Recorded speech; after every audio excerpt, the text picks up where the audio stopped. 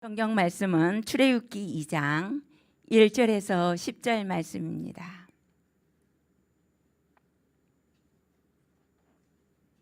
출애굽기 2장 1절에서 10절 말씀 한 절씩 교독하도록 하겠습니다.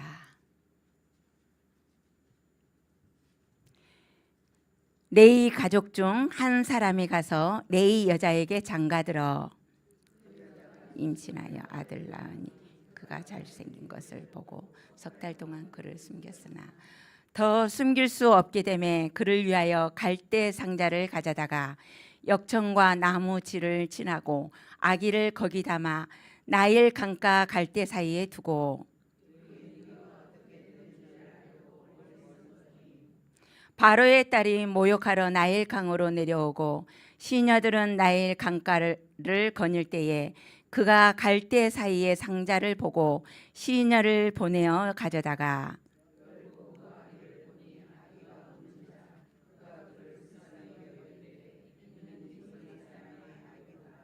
그의 누이가 바로의 딸에게 이르되 내가 가서 당신을 위하여 히브리 여인 중에서 유모를 불러다가 이 아기에게 젖을 먹이게 하리까.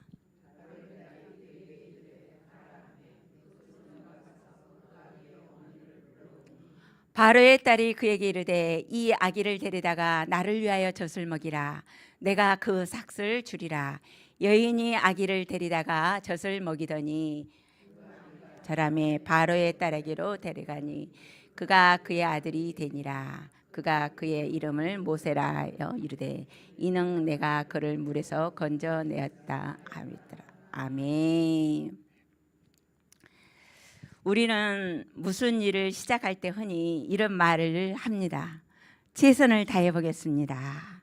학생들은 시험을 준비할 때 최선을 다하겠다고 다짐하고 운동선수는 경기를 시작할 때 최선을 다하겠습니다. 또 새로운 일을 맡아서 할 때도 열심히 해보겠습니다. 이렇게 다짐하고 또 고백도 하기도 하지요. 그런데 최선을 다한다는 것이 무엇일지, 아무리 힘들어도 무조건 참고 끝까지 버티는 것이 최선을 다하는 것인 것인지, 잠을 자지 않고 쉬지도 않고 무슨 일을 완벽하게 해내는 것이 정말로 최선을 다하는 것인지 의문이 될 때가 있습니다. 때로는 최선을 다했는데도 결과가 좋지 않을 때가 있습니다. 열심히 준비했는데 생각한 대로 되지 않을 때가 있고, 정성을 다했는데도 상황이 달라지지 않을 때가 있습니다. 그런 경우를 많이 겪어보죠.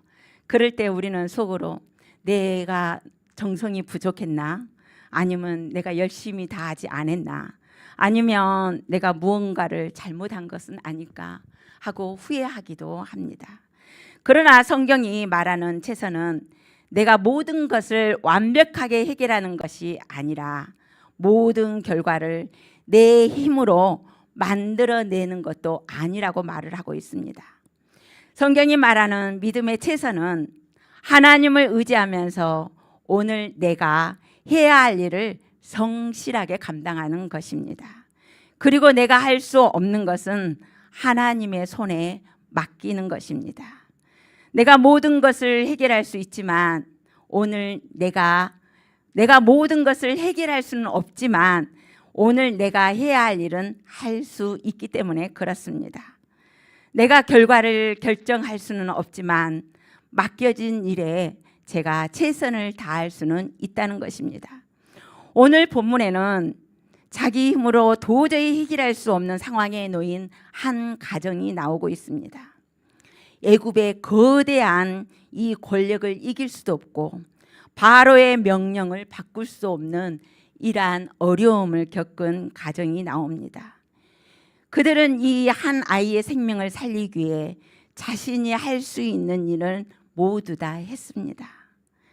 이 가정이 할 수 있는 일은 다 했습니다. 그리고 그 결과는 하나님의 손에 맡겼습니다.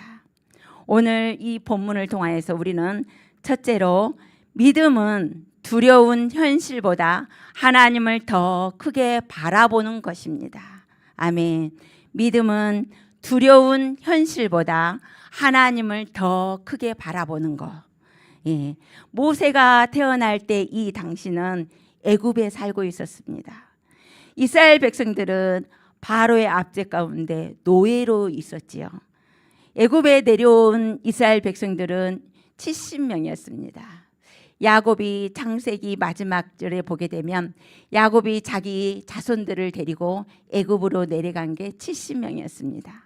그런데 시간이 지나면서 수가 엄청나게 셀 수 없을 정도로 늘어났습니다. 그거는 하나님께서 아브라함과 이삭과 야곱에게 주신 그 약속을 이루어 주신 것입니다.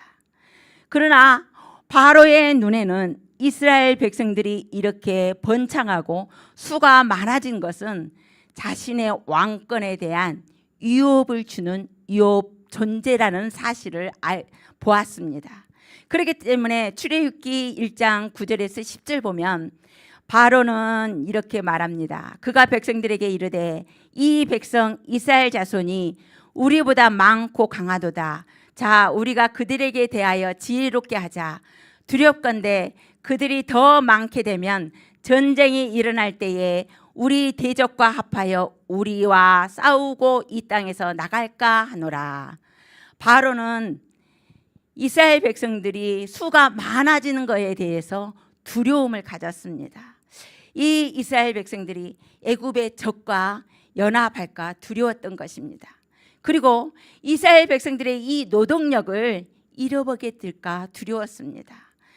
또 이들의 수가 많아짐으로 인해서 자신의 통제와 권력이 약해질까 봐 두려워졌습니다. 성경에는 이스라엘 백성들이 이 바로에게 또 이 애굽에 있는 이 바로에게 실제로 반역하는 구절이 하나도 나오지 않고 있습니다. 그럼에도 불구하고 바로는 일어나지 않는 일을 상상하면서 잠재적으로 이스라엘 백성들과 적을 만들었습니다. 두려움이 지배하면 아직 일어나지도 않는 상황에 이웃과 사람에 대해서 경계하고 또 제거하려는 마음을 갖기도 합니다. 바로는 처음에는 이스라엘 백성들을 무거운 노동을 시켰습니다. 어떻게 하면 노동을 많이 시키고 학대하면 이스라엘 백성들이 번창하는 것이 줄어들 줄 알았습니다. 그래서 바로는 국고성 비돔과 라암셋을 건축하게 하고 흙 이기기와 벽돌 굽기가 농사일을 시키면서 고된 일을 시켰습니다.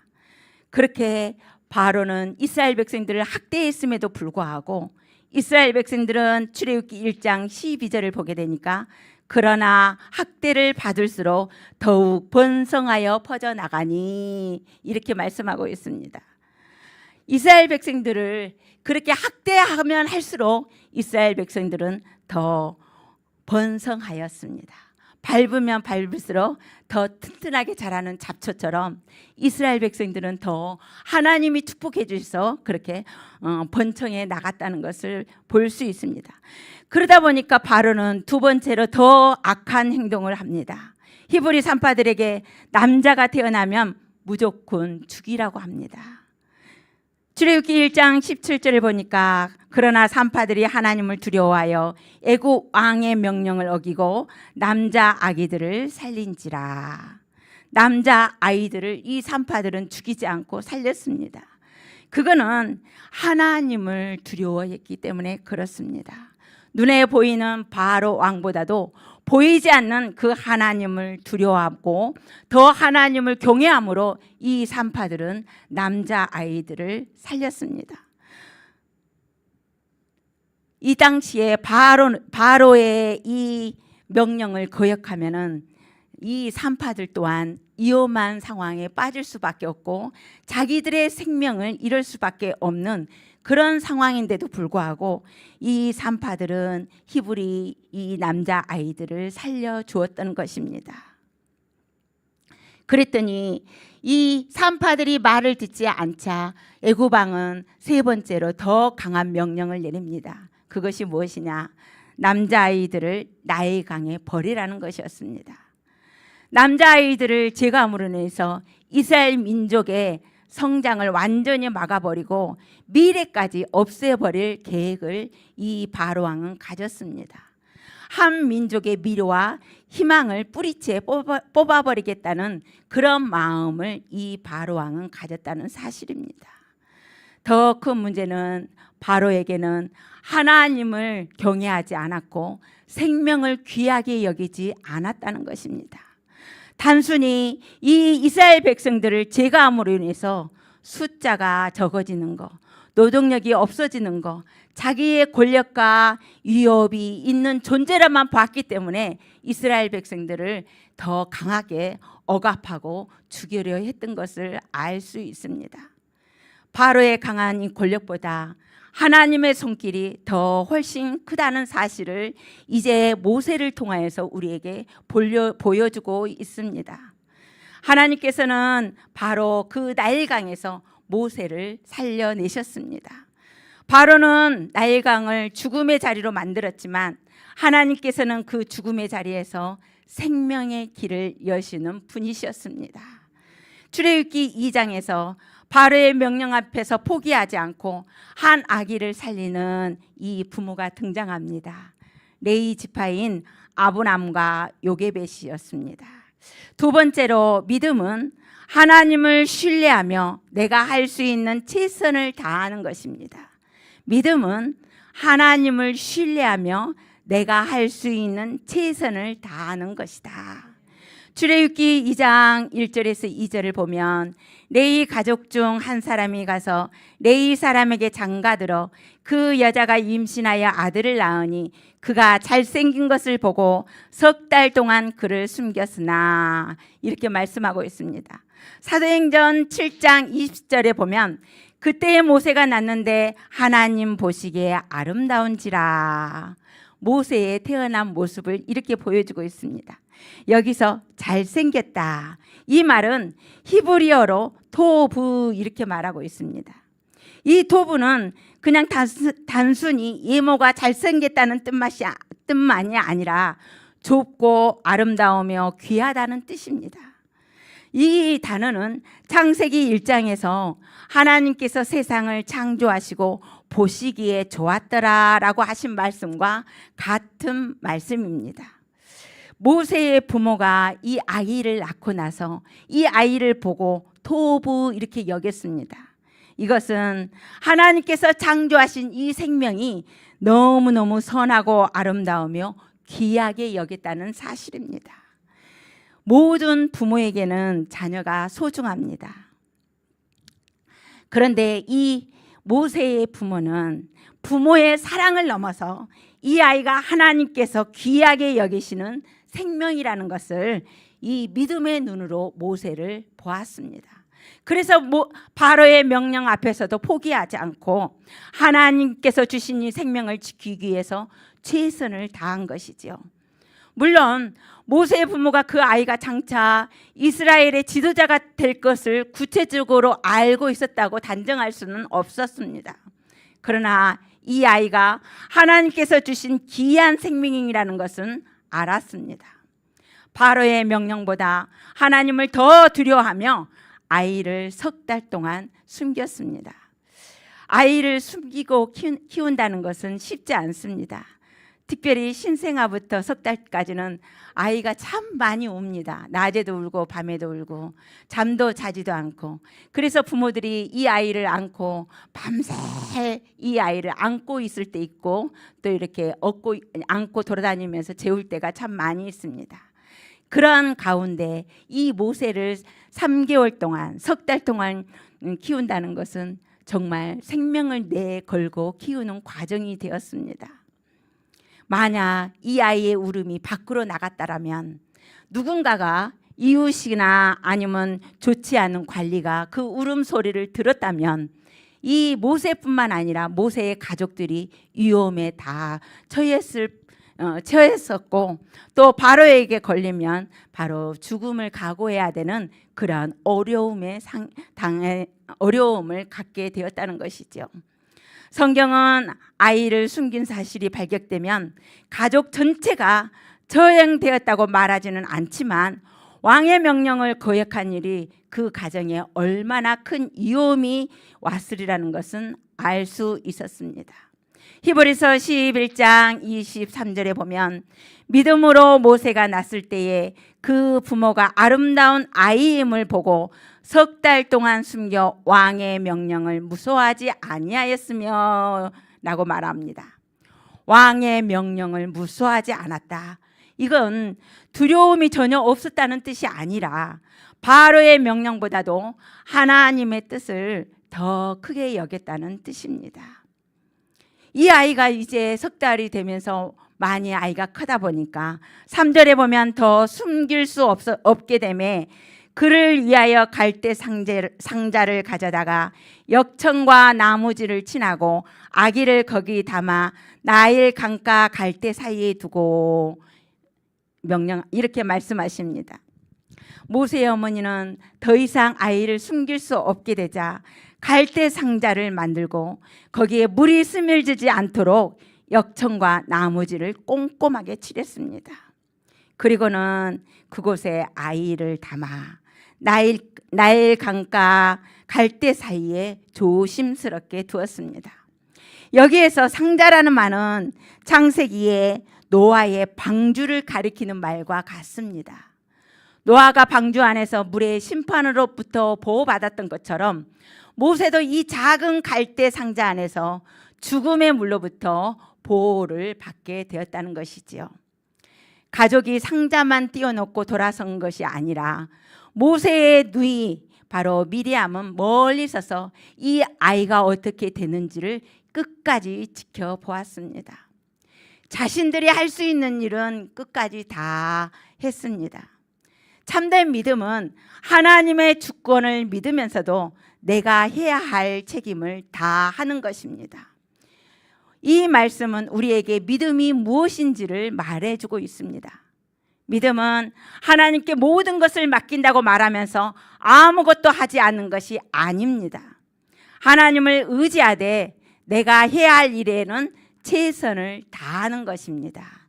어려운 순간이 오면 우리는 쉽게 포기하거나 하나님이 알아서 해주겠지 하고 손을 놓을 때가 많이 있습니다. 모세의 가족은 포기하지 않았습니다. 갈대 상자를 만들고 물이 새지 않도록 역정을 칠하고 그 다음에 나일 강가 갈대 사이에 두고 끝까지 이 아이가 어떻게 되는지를 지켜보았습니다. 자신들이 할 수 있는 일은 다 한 후에 그 결과를 하나님의 손에 맡긴 것입니다. 문제의 해결을 구하면서 내가 해야 할 책임은 성실히 감당하는 것, 그게 믿음이라는 것입니다. 믿음은 책임을 피하는 것이 아닙니다. 다시 말해서 내가 할 수 있는 최선을 다하고 내가 할 수 없는 부분은 하나님께 맡기는 것입니다. 저희 아들이 4살 때입니다. 이 아이를 데리고 저녁 늦게 가면 대형마트에 할인하는 코너가 있습니다. 그래서 조금이라도 할인을 받고 싶어서 밤 늦게 대형마트를 갔는데 이 4살짜리가 카트기를 막 갖고 놀다가 제가 보지 못하는 순간에 그걸 장난쳐서 정육점 유리를 깨버렸습니다. 거기 대형마트 식품관에서 제일로 비싼 것이 정육점 유리였습니다. 그거는 일제 거라고 합니다. 그것을 금이 쫙 가고 나니까 갑자기 어디선가 직원들이 몰려왔고 저에게 주소와 연락처를 물었습니다. 그래서 그걸 가르쳐주고 집으로 돌아왔는데 너무너무 걱정이 되었습니다. 그래서 아들과 손을 붙잡고 하나님 앞에 기도했습니다. 그 대형마트의 직원들과 그곳에 은혜를 있게 해달라고 간절히 기도했습니다. 기도만 하고 마는 것이 아니라 내가 할 수 있는 일이 뭐가 있을까 해서 기도한 후에 사무실로 전화를 했고 사무실에서 지점장님의 전화번호를 얻었습니다. 잘 가르쳐주지도 않는데 가르쳐주더라고요. 그래서 지점장님과 제가 통화를 했습니다. 제가 아이를 잘 돌보지 못한 건 너무너무 잘못했습니다. 부모로서 제가 너무 잘못했습니다. 용서해 주십시오. 그렇지만 어떠한 책임이라도 감당하겠습니다. 제가 이렇고 저렇고 해서 이렇게 했습니다. 다 부담할 수도 있지만 또 배려를 해주시고 돌봐주신다면 진심으로 감사하겠습니다 하고 간곡하게 간절한 마음으로 부탁을 드렸습니다. 그랬더니 그 전화를 받은 지점장님이 전화를 통화하는 도중에 그분이 아이가 하는 것이니까 괜찮습니다. 저희가 다 해결하겠습니다. 걱정하지 마십시오. 이렇게 말을 했습니다. 예, 제가 할 수 있는 건 그분에게 전화해서 진심으로 사과를 드리고 제가 잘못됐다, 다 책임을 감당하겠다, 이렇게 제가 해야 할 부분은 이야기를 했습니다. 그분의 마음을 움직이는 것은 제 몫이 아니었습니다. 그것은 하나님께서 하신 것입니다. 그래서 그 모든 부담을 하나도 감당하지 않았지만 너무 좋은 이미지로 직원들이 한번 사무실에 들리라고, 차 마시러 와달라고, 얼굴 보고 싶다고 그렇게 간곡하게 또 좋은 모습으로 말해주는 그런 관계를 가졌습니다. 이렇게 내가 할 수 있는 것은 최선을 다하고 내가 할 수 없는 거, 그 지점장님의 마음을 움직이는 것은 제가 할 수 있는 것이 아닙니다. 그거는 하나님께 맡기는 것이지요. 여기에서 우리는 한 가지 조심해야 할 것이 있습니다. 사람이 최선을 다하면 하나님께서 반드시 내가 원하는 결과를 주신다, 이런 공식처럼 생각해서는 안 된다는 것입니다. 우리의 노력 자체가 하나님의 기적을 만들어내는 것은 아니기 때문에 그렇습니다. 하나님은 우리의 노력에 빚진 분이 아니시기에 우리가 최선을 다한다고 해서 언제나 우리가 원하는 결과를 그대로 주어지는 분은 아니라는 사실입니다. 모든 구원과 역사는 하나님의 은혜와 섭리로 이루어진다는 사실입니다. 다만 하나님께서 그 은혜와 역사 가운데 사람의 믿음과 순종, 지혜로운 행동을 사용하신다는 사실입니다. 모세의 부모가 최선을 다했기 때문에 하나님께서 어쩔 수 없이 모세를 살리신 것이 아니라 하나님께서 은혜로 모세를 살리셨고 그 과정에서 부모의 믿음과 순종을 귀하게 여기신 것입니다. 믿음의 사람은 원하는 결과를 얻기 위해서 하나님과 거래하는 사람이 아닙니다. 결과가 어떻게 되든지 오늘 하나님께서 맡기시는 일을 충실히 감당하고 그 결과를 하나님의 뜻에 맡기는 것입니다. 결과는 하나님께 있다는 것입니다. 세 번째로 믿음은 내가 할 수 없는 결과를 하나님의 선하신 손에 맡기는 것입니다. 믿음은 내가 할 수 없는 결과를 하나님의 섭리에 맡기는 것입니다. 5절 보면 바로의 딸이 모욕하러 나일강으로 내려오고 시녀들은 나일강 강가를 거닐 때에 그가 갈대 사이의 상자를 보고 시녀를 보내어 가져오다가 마침 그때에 누가 내려갔습니까? 바로의 딸이 나일강으로 내려왔습니다. 성경은 바로의 딸이 왜 그 시간에 그 장소로 왔는지 자세하게 설명하지 않고 있습니다. 왕궁에 모욕 시설이 없어서 밖으로 나왔을까요? 그거는 아니라고 봅니다. 만약에 다른 사람이 먼저 나와서 그 갈대 상자를 보았더라면 이 모세는 그 자리에서 죽지 않았을까요? 그런데 하필이면 그 수많은 사람들 가운데 바로의 딸이 그 상자를 발견했다는 것입니다. 그것도 이 히브리 남자들을 무조건 죽이라고 명령한 바로의 가정의 딸이었습니다. 놀라운 반전이 아닙니까? 바로는 모세를 죽이려 했지만 하나님은 바로의 궁전에서 바로 모세를 키우셨습니다. 바로가 죽이려 했던 아이를 바로의 딸이 건져냈고 마침내 왕궁에서 자라게 키웠습니다. 이것이 하나님의 섭리라는 것입니다. 우연처럼 보이는 만남과 순간 속에서도 하나님께서는 일하고 계십니다. 모세의 부모가 자신들이 할 수 있는 최선을 다한 뒤에 아이를 하나님의 손에 맡겼습니다. 하나님께서는 그들이 생각하지 못한 그 사람과 방법을 통해서 생명의 길을 열어주셨습니다. 어떻게 바로의 딸이 나와서 이 아이를 구해서 그 바로의 궁궐로 데리고 갈 것을 어떻게 알았겠습니까? 제가 여기에 오기 전에 수원에 있는 교회에서 사역을 했습니다. 그 교회는 합신교단입니다. 여자 목사가 없는 교단이죠. 근데 저는 목사 안수를 받게 되는 것이죠. 그 교회에서 시니어 예배와 또 요양병원 담당할 교육자가 없었습니다. 목사님께서 기도하신 가운데 그거를 제게 맡기셨습니다. 기쁨으로 순종했지요. 그래서 옹달샘이라고 하여 시니어 예배를 만들고 즐겁게 이 우리 어르신들이 모여서 일주일에 한 번씩 예배도 드리고 기도하면서 즐거운 시간을 가졌습니다.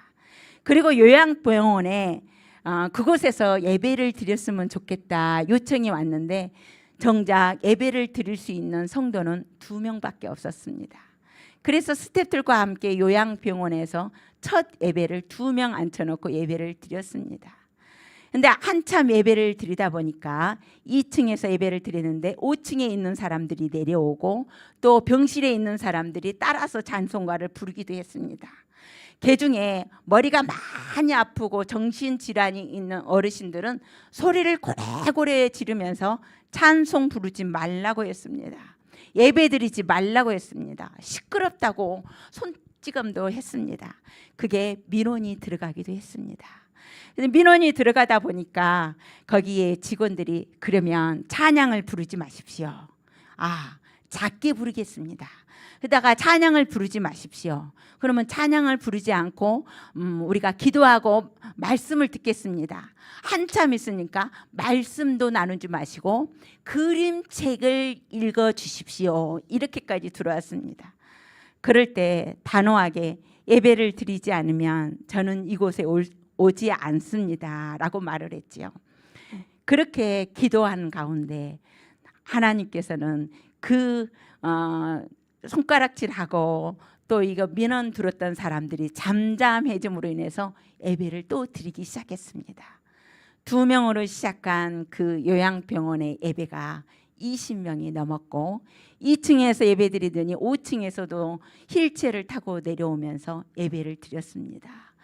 작은 휴게실에서 드리다가 이제 그것이 공간이 너무 적어서 전체 2층에 있는 전체 휴게실을 다 쓰기도 했습니다. 그곳에서 침례받은 사람이 2사람이 나와서 보호자의 동의하에 교회로 데리고 와서 모시고 와서 교회에서 침례를 받게 하는 경우도 있었습니다. 하나님께서 맡겨주신 이 사명 정말 힘들었습니다. 말귀를 못 알아들은 분도 계셨고 요양병원이다 보니까 치매 환자들도 참 많았습니다. 매주 울면서 한 사람 한 사람 기도하며 하나님 앞에 이 영혼을 불쌍히 여겨달라고 예배를 드렸는데 하나님께서 그렇게 놀랍게 역사하여 주셨습니다. 그렇게 시니어 예배와 요양병원 예배를 드리고 있는 도중에 느닷없이 저는 이제 이번 주를 예배를 드리면 사임을 하기로 결정을 했습니다.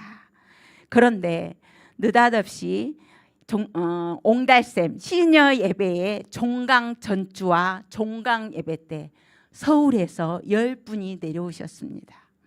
10분이 내려오셨는데 목사님과 성도님들이 오셨습니다. 그분들은 서울에서 오셔서 그런지 아주 멋쟁이였습니다. 얼굴도 너무 인상도 좋으셨습니다. 그분들이 교회에서 시니어 예배를 드리고자 했는데 어떻게 해야 할지 하고 있는 교회를 탐방하러 왔다는 것입니다. 그래서 열심히 돌아보셨습니다. 그리고는 가셨습니다. 그런데 그 주에 저는 그 교회를 사임했습니다. 그렇게 사임하는 과정 속에 하나님 앞에 제 사역지를 넣고 얼마나 많이 울면서 기도했는지 모릅니다. 목사가 되는데 사역을 어떻게 하나님이 열으실지 참 많이 하나님 앞에 기도 가운데 하나님께서 그렇게 제가 사임하는 그 전주에 느닷없이 서울에서 그 시점에 제가 사임하는 그 광경을 다 본 그 과정에 그 시점에 서울에서 10분이 온 그 교회가 저를 초청했습니다. 그 교회가 바로 우리 교회 수도교회입니다. 많은 분들이 저에게 어떻게 왔냐고 우리 교회에 어떻게 왔냐고 물으신 분들이 있습니다. 하나님의 은혜였습니다. 어떻게 그 시점에 수도교회에서 전에 교회를 방문하게 되었는지 제가 사임하는 그 과정을 다 보게 되었는지 하나님이 그 시기를 맞춰주신 게 너무너무 감사했습니다. 인간의 눈에는 우연처럼 보일 수 있습니다. 그러나 믿음의 눈으로 보면 이 모든 시간과 만남이 하나님의 섭리 가운데 있음을 고백하게 됩니다. 모세의 어머니는 갈대 상자를 만들 수 있었지만 바로의 딸을 강가로 오게 할 수는 없었습니다. 모세의 누이는 미리암은 멀리서 지켜볼 수는 있었지만 그 상자를 누가 발견할지 누가 그 상자를 가지고 갈지는 알 수 없었다는 사실입니다. 사람이 할 수 없는 일에는 한계가 있습니다. 사람이 할 수 있는 일에는 한계가 있습니다. 그러나 사람이 할 수 없는 부분에는 하나님께서 일하신다는 사실입니다. 6절 열고 그 아기를 보니 아기가 우는지라 그가 그를 불쌍히 여겨 이르되 이는 히브리 사람의 아기로다. 바로의 딸은 상자를 열자 울고 있는 아기를 보았습니다. 이 아기를 보자마자 히브리 사람의 아기라는 사실을 알았지요. 당시 왕의 명령대로라면 그 아이는 그 자리에서 죽어야 되는 것이죠. 그런데 그 아이를 본 순간 바로의 딸 마음속에 불쌍히 여기는 마음이 생겼다는 것입니다. 그 마음은 긍휼히 여기는 마음이었습니다. 그래서 하나님께서는 그 긍휼히 여기는 그 마음을 통하여서 바로 모세를 자신의 자녀로 데리고 와서 키울 수 있는 그 마음을 허락하여 주셨다는 것입니다. 하나님의 역사는 언제나 자연 법칙을 초월하는 사건을 통하여서 나타나는 것은 아닙니다. 하나님께서는 때로 사람의 마음을 움직이시기도 하고 평범한 만남과 일상의 사건들을 사용하셔서 하나님의 뜻을 이루시기도 합니다. 때로는 한 사람의 마음에 긍휼이 일어나기도 하고 예면할 수 있었던 그 마음에 손을 내밀게 할 수도 있다는 사실입니다. 7절 보니까 모세의 누이가 바로의 딸에게 말을 합니다. 그의 누이가 바로의 딸에게 이르되 내가 가서 당신을 위하여 히브리 여인 중에서 유모를 불러다가 이 아기에게 젖을 먹이게 하리까 라고 말합니다. 이것을 미리암이 바로 공주에게 제안했습니다. 공주가 그 어린아이의 말에 제안을 들었다는 것도 너무너무 은혜입니다. 그리고는 8절 9절에 보니까 바로의 딸이 그에게 이르되 가라 하매 그 소녀가 가서 그 아기의 어머니를 부르러 오니 바로의 딸이 그에게 이르되 이 아기를 데려다가 나를 위하여 젖을 먹이라 내가 그 삭슬 주리라. 여인이 아기를 데려다가 젖을 먹이더니 이 아기를 데려다가 나를 위하여 젖을 먹이라 내가 삭슬 주겠다. 얼마나 놀라운 일입니까? 요게벳은 얼마 전까지만 해도 이 바로의 명령 때문에 숨어서 이 모세를 울면서 키웠습니다.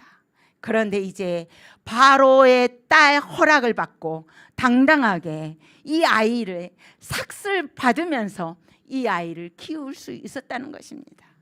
요게벳이 갈대 상자를 만들 때 이 일을 알았겠습니까? 바로의 딸이 그 상자를 발견할 것을 알았겠습니까? 모세의 누이가 유모를 제안하고 있을 때 바로 바로의 딸이 그 제안을 받아들일 거라는 것을 알았겠습니까? 아무도 몰랐다는 사실입니다. 그런데 하나님께서는 다시 그 모세의 어머니를 통하여서 모세가 하나님과 또 자기 민족의 정체성을 배웠을 뿐만 아니라 자기가 어떠한 인물인지, 하나님이 자기를 어떻게 이 세상에 보내주셨던 것인지를 바로 젖을 먹으면서 부모님에게서 배웠다는 사실입니다. 모세의 가족은 이 모든 것을 알지 못했습니다. 그들은 단지 자신들이 할 수 있는 것을 믿음으로 감당했습니다. 여기에서 우리는 하나님의 섭리를 봅니다. 하나님께서는 인간의 믿음과 책임 있는 행동을 사용하시지만 그 행동에 매이거나 빚진 분은 아니시라는 것입니다. 모세의 부모가 하나님을 움직여 원하는 결과를 얻어낸 것이 아닙니다. 하나님께서 은혜로 모세를 살리시고 그 과정에서 부모의 믿음과 지혜와 순종을 사용하신 것입니다. 그러므로 하나님의 주권과 인간의 책임은 서로 충돌하지 않는다는 사실입니다. 하나님께서 일하시기 때문에 우리가 아무것도 하지 않는 것이 아닙니다. 오히려 하나님께서 일하시기 때문에 우리에게 맡겨진 일을 성실하게 감당하는 것입니다. 내가 할 수 있는 일에는 최선을 다하고 내가 할 수 없는 결과는 하나님의 선하신 손에 맡기는 것, 이것이 성경이 말하는 최선, 또 성경이 말하는 믿음이라고 말할 수 있습니다. 그런데 때때로 최선은 끝까지 붙드는 것이 될 수 있습니다. 이 믿음의 최선은 견디는 것이 될 수도 있습니다. 또 때로는 내 손에서 내려놓는 것이 될 수도 있습니다. 때로는 하나님의 때를 기다리는 것이 될 수도 있습니다. 모세의 부모는 자신들이 할 수 있는 일을 다 했지만 자신들이 할 수 없는 부분은 하나님의 손에 맡겼다는 사실입니다. 아멘. 이 시간에 하나님께서 우리에게 믿음의 최선을 원하는 것, 지금 내가 할 수 있는 일은 최선을 다해서 믿음으로 행하고 할 수 없는 그 결과에 대해서는 하나님께 맡겨드리는, 하나님의 섭리에 우리의 모든 것을 맞추고 그것을 맡겨드리는 우리의 인생이 되기를 소망합니다. 작은 갈대 상자 안에 있던 모세는 물에서 이렇게 건짐을 받았습니다. 훗날 이 모세를 통하여서 이스라엘 백성들을 애굽의 종살이에서 건져내셨지요. 성경은 이 모세보다 더 큰 구원자 예수 그리스도를 우리에게 설명하고 있습니다. 모세가 이스라엘 백성들을 애굽의 종살이에서 이끌었다면 예수님께서는 우리를 죄와 사망의 권세에서 건져내셨습니다. 우리의 구원은 우리가 최선을 다했기 때문에 이루어진 것이 아닙니다. 우리가 죄 가운데서 스스로 구원할 힘이 없을 때 하나님께서 먼저 우리를 찾아오셨고 우리를 사랑하셨다는 것입니다. 우리 예수님께서는 우리의 모든 것을 이루시기 위하여서 우리에게 구원을 허락하여 주셨다는 것입니다. 우리가 오늘 최선을 다하는 것은 하나님의 은혜를 얻어내기 위해서 하는 것이 아닙니다. 그래서 어떤 분들은 이걸 봉사하면 하나님이 내게 상 주시겠다, 이거 내가 봉사하면 하나님이 나를 사랑하시겠다. 아닙니다. 하나님께서 우리에게 말씀하시는 것은 감사해서 은혜를 받았기 때문에 감사함으로 순종하는 것입니다. 아무리 생각해도 길이 보이지 않고 내가 할 수 있는 일이 아무것도 없는 것처럼 느껴질 때에 이 시간 모든 것을 내가 하려고 하지 마십시오. 기도하며 내가 해야 할 일은 찾아서 하시고 내가 할 수 없는 결과는 선하신 하나님 손에 맡겨드리는 우리 모든 성도님들이 되기를 소망합니다. 아멘. 기도하겠습니다. 하나님 아버지, 기도한다는 이유로 손을 놓지 않고 하나님을 믿는다는 고백이 무책임의 핑계가 되지 않게 허락하여 주옵소서. 우리에게 맡겨진 자녀와 가정과 교회와 일터를 사랑으로 돌보게 허락하여 주옵시고 오늘 해야 할 일을 성실하게 감당하게 하옵소서. 우리가 할 수 있는 일에는 믿음과 지혜로 최선을 다하고 우리가 할 수 없는 일은 하나님의 선하신 손에 온전히 맡기게 허락하여 주옵소서. 우리의 계획대로 되지 않을 때에도 낙심하지 않게 하시고 하나님의 뜻이 우리의 생각보다 선하며 하나님의 방법이 우리의 방법보다 높다는 것을 믿게 허락하여 주옵소서. 모든 결과를 주님께 맡기며 우리에게 맡겨진 일을 충성스럽게 감당하는 우리 수도교회의 모든 성도님들이 다 되게 허락하여 주옵소서. 예수님의 이름으로 기도합니다. 아멘.